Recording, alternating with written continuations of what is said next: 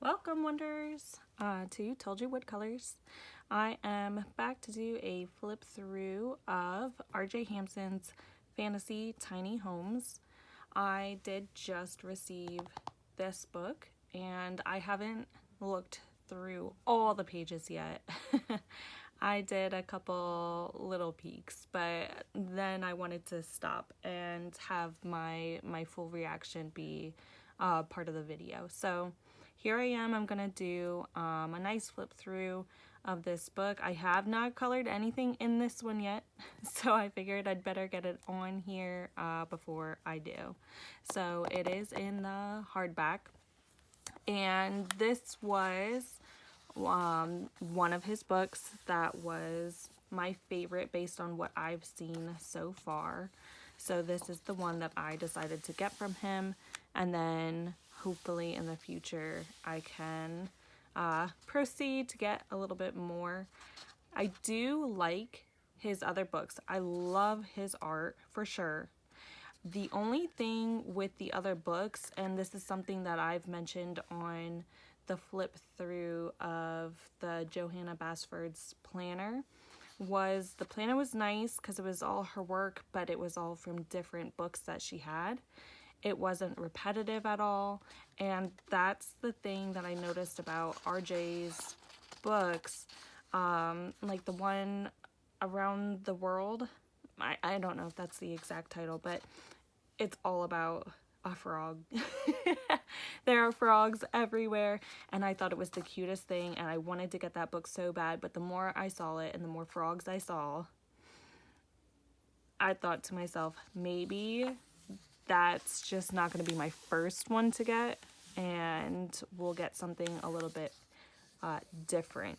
So yes, this is a lot of tiny homes that are put into the most bizarre places, like on a plane and in a mushroom, and obviously on turtles' backs. This is a very popular thing. I've seen a couple different artists put tiny homes on these poor little turtles. But yeah, I thought this was so fun, and I love homes and buildings. I very much love to color them. I haven't done a lot of it, but the thing that excites me most about the homes in general, and this is gonna seem probably very, very off topic possibly, but I really do enjoy playing a video game where I build homes all the time, and the video game is Minecraft. I'm a little obsessed with Minecraft, and I think that's the reason why I really love to color the homes, because my favorite thing to do in Minecraft is build homes. So I picture a lot of things in the real world the Minecraft way. So I can picture materials and what I would want the colors to be, I think, based off of so many hours dedicated to building homes and factories and anything else you can imagine in my Minecraft worlds. I can then picture it in here, and I know it's silly, but that's the sort of thing that I'm into. And I think it was so funny the first time that I was looking into the books and all the pages that everyone has done. It was so funny for me to look at the pages and just see a Minecraft world. So it's definitely probably a different approach for sure.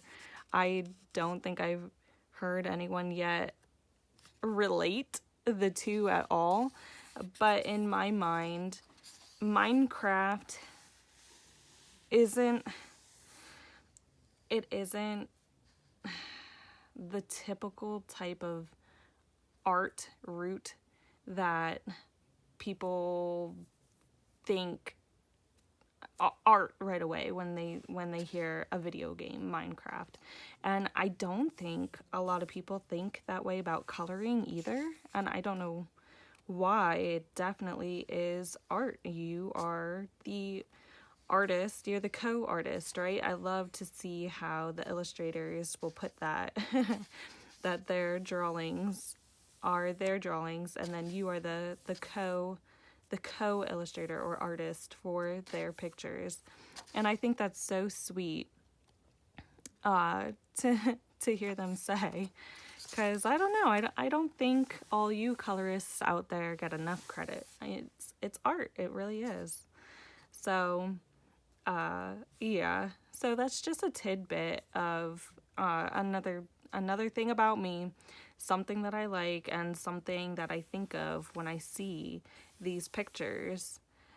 100% this picture is Minecraft. It's just what I see. So I think that's how I would be approaching these pages, and maybe it is silly to some of you, but I don't really mind that. It's just my way of thinking and my approach to how I think I'm gonna do my pages. Well, at least some of them, not all of them. But yeah, it was funny because when I did see a couple of these pages, I can envision it so clearly because I put it in that Minecraft world, and thinking about the blocks that I would use to build something like this makes it easy to think of the color of what it would be. And if you don't know what Minecraft is at all, then you have no idea what I'm talking about. This is cool, the steampunk. That'll be helpful for me practicing my metalwork. I truly do love his artwork for sure. It's so funny because it is different from Johanna Basford's. Hers is hers, his is his. It's the same thing with Hannah Carlson as well. As soon as I see one of Hannah's pictures, I know she did it. And but they're all so great, and they're all so unique in their own way, but they're all fantastic. It's really, really nice line work. And I guess for now I can say that I'm not a fan of grayscale, only because I've never tackled it before and I don't know how I would approach it.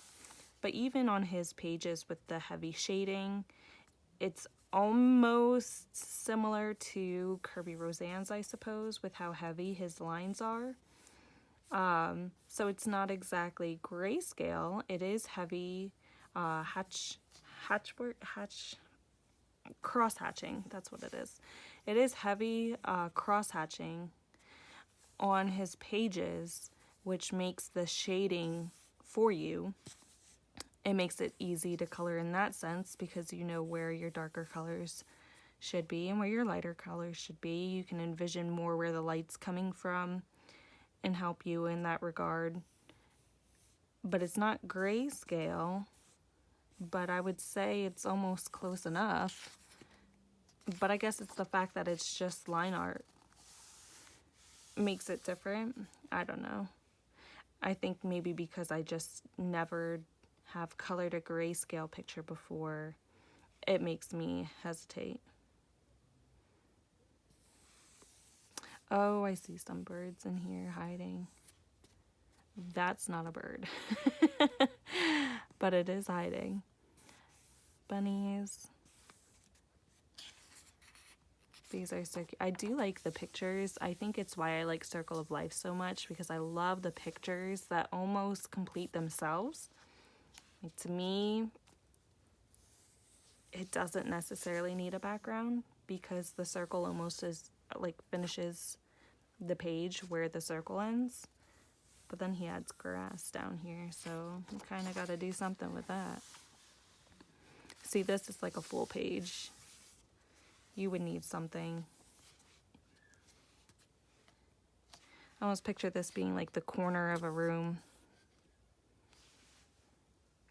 I suppose. And I guess that's how I try to lay out my approach to pictures as well. Like, how would this be set? Like, trying to envision the background. I guess that's step number one. I still have not done one yet. But I'll get there. These are so cute. I love little gnomes. I love them so much. So I have a couple, well, and let me correct myself. I have more than a couple gnome coloring books in my wish list on Amazon. This is so awesome. Almost like the house is powering the balloon. Why is it on a boat? We don't know. But it's on a boat. This is it. That's the house. That is so cool. Except this doesn't. Fantasy tiny homes. I don't picture this being so tiny. Especially since the birds are there. But that's alright. Oh my gosh, then you have an elephant in this picture. That's so funny. But it's still, that's funny because this looks little. Like, this house looks like it could be in a bush, but then you have an elephant and a giraffe and a lion. That's so funny. So it's like, how do you even, oh, there's a little alligator too. That's very fun. Yeah, a lot of these pages I haven't seen yet before. They're so pretty. His line art is so fun. It's almost like the images, the way the lines bend. You could see movement on the page almost. The way these tires are bending. And the little wisps coming from behind them. It shows that movement on the page, and that's so fun. The shoe. Look at this umbrella. That is so cute. That's so cute. I do like that umbrella. That's probably going to be like one of the first things I color on the page. I usually do that if there's something really cute and smaller on the page. It's like, oh my gosh, I got to color that right now.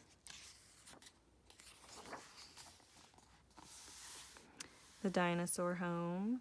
I love the dinosaurs and the dragons. RJ does have a dragon book. I don't think I've seen many flip-throughs on that at all. I probably will have to like search for it separately instead of hoping to find it from some of the channels that I watch. This is a nice look into underground. That's cute.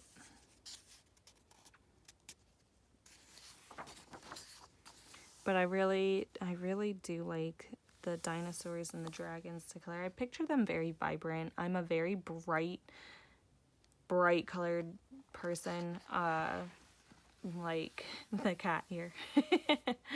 I just love very vibrant highlights like this, very vibrant colors going throughout.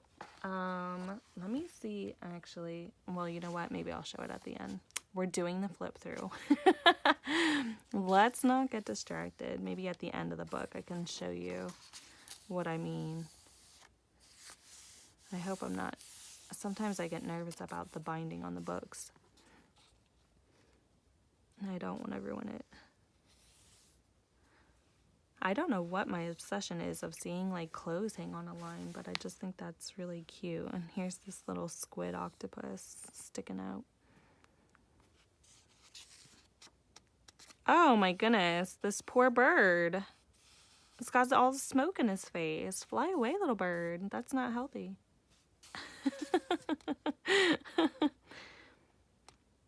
Is it a thing where there's an R on all of his pages? I've been seeing R's. Here's another one. Is that a thing for him? Oh my gosh, these elephants are so cute. Is this? No, it's a bounce house. Oh my gosh, stop. That is so fun. Oh my gosh. That mouse better hope it stays on top of the elephants and not under. Oh my gosh, that's such a fun page. Oh, I like this one a lot too. Seeing under the water. Trying to envision how to color that is difficult because on the top surface you would color it blue, I guess, or gray, or green, or whatever color. And but then it becomes transparent. It would almost have to color what's underneath. So how would you do that? I guess you just have to figure it out. See here, you would just color the water all one color with some shading down here. That's so nice. Oh, there's a frog. See, you still get a frog out of the book. I love this border on it. And I do love when the image pops out of the border. I do love that. But it makes it easier for me to see the end of the page. Would you color past the border or would you not? Guess that's all preference. I suppose maybe I would. You could almost picture it. Oh no, not with the image popping off the page. I was gonna say like a picture frame on a wall. Oh, this is so cute. It's the wolf and the three pigs.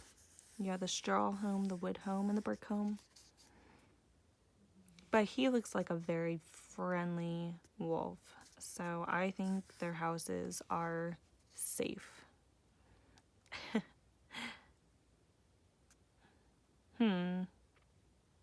I feel like it would almost make sense for the axe and the wood to be over here at this house instead of the brick house.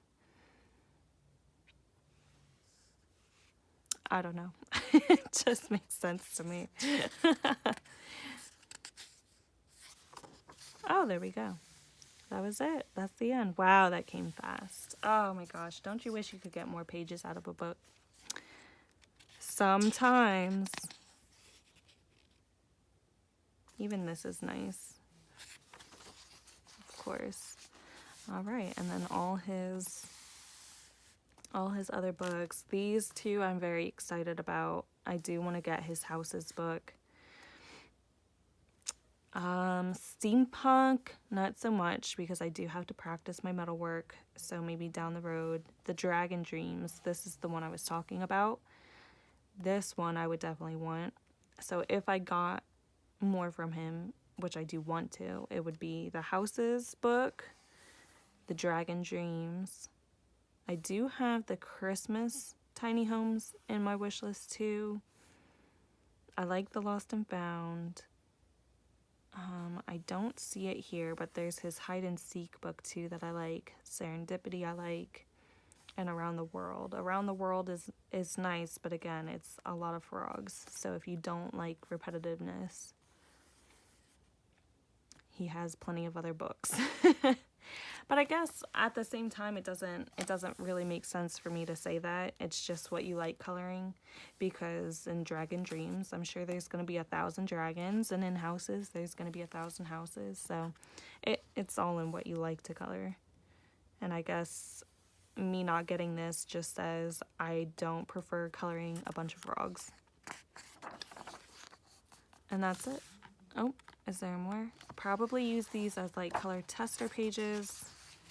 There's plenty of space in the back here. Oh, and that's like the final page, because this is like all the other pages in the book, and then this is a lot thicker. And then that's it. Yeah. That is awesome. Hardback, love that. And I'm very excited to dive into this. I'm surprised I didn't already. This is going to be number 1. I always do try to start at the very front first, and then get involved and invested in the rest of the book. So even coloring this, would be something I would want to do. I think this would be interesting to do in almost, I don't know the wording for it. Maybe I do, but it's just lost in my mind. Where it is, I don't even know how to describe, like all brown, like it almost if you got like a watercolor and did it all a tan brown. There is a word for it. I know there is. I just don't, I either don't know the word at all or it's just not coming to mind. But that would be fun to do on that page. And then this one. Yeah, I'm so excited. And then dive right in. Practice the backgrounds. We'll see how I do. I guess I'm making it a big deal because I've never done it before. But I guess it won't be too bad. But I am very excited. So his work is stunning, just like all the others. You know, it's so hard, I would assume, how to pick what book you're going to color out of first of all, and then what page you're going to color out of, unless you stick to that rule of coloring front to back. This is cute. Does anybody just like get a book out and stare at the pages over and over again? See, I don't know. This one looks like it would want to be one of my first colors. Nice, simple. I don't know how I feel about horses. Coloring them. They're fine in general. I just don't know how I feel about coloring them. And this is definitely going to be fun to practice. So interesting how he has, it almost is like it's supposed to be smoke coming out of here, but it turns into the product that's being made. But then it looks like it goes back into the machine, like it's feeding itself. I don't know. That is awesome. But yeah, so we already did the flip through. We don't have to do it again. Put the book away. All right, very good. So that was the flip through for R.J. Hampson's Fantasy Tiny Homes. I'm so excited to dive into it and show you guys what I can do. I do want to do color alongs, like you watching me color and do the process while I talk, but I also want to do quiet colorings where maybe I just color with no volume and put music on in the background so that it's something just nice and quiet to put on at the end of a long day and you just pass out to it or something. So I do want to do both types. I did a couple of the quiet videos already. Those are the easiest ones for me to record because I have 3 little ones. I don't usually have a quiet home, and right now they're playing right below this room right now, so it might be a little loud at times. So I have colored quietly before, and I had my 4-month-old with me when I was doing one, and the first coloring I did was nice. Everything went fine, and even though you don't hear anything, she was grexing in the background. She was crying, and I felt so bad. I needed the light to color, but she was trying to sleep. So I was like, well, I got to turn the light out, and I have a closet right here that has its own light. So I just spun, and I was using the closet light while the room lights were then turned out. And the whole time I'm coloring, it's just all shadow on the page, so you can't even see what I'm doing. And then it was so dark, and it was so hard for me to see what I was coloring that I had to get so close to the page to see that my head kept popping in and out of the frame. So even the quiet videos are gonna be a bit difficult for me, but Yeah, well, we'll see what happens. I'll accomplish it one way or another. But like I said, I'm not going to be on any sort of schedule, and whatever I can get out to you, I can get out to you. My main objective is to color and have fun and share that with you. So let's get it done. All right, well, I think I've done enough rambling. I just wanted to do the flip through before I dived into this book. So we accomplished that, and now I'm going to color. I hope you guys have a great and colorful day. Bye.